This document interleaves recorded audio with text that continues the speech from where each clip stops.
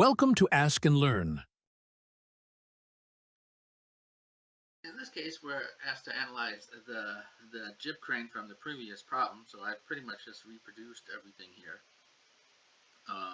And again, I've left this as a variable like I did in the other case, and we get our values here as we did in the previous case if we crank through the algebra.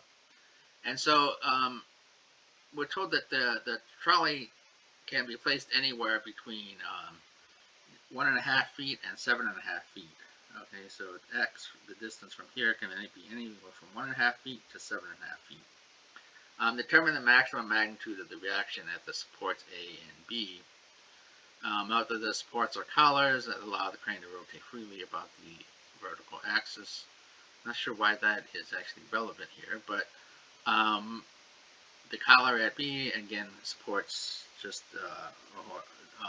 is this upper one that supports both vertical and horizontal loads, and this one down here only supports horizontal loads.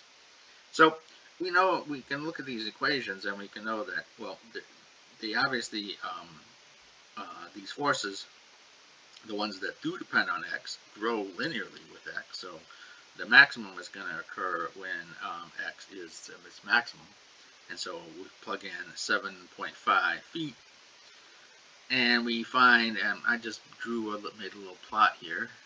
This is x, and this is, let's see here, the red is F1, and the blue is F2.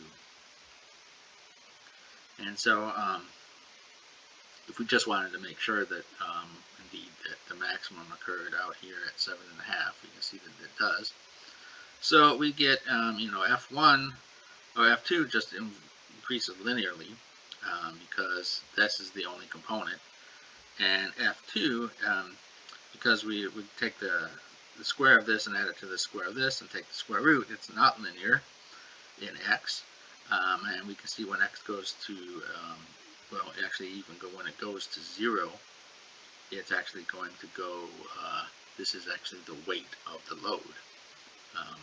So that makes sense. And so then it kind of comes out here and then basically asymptotes to be very linear out here.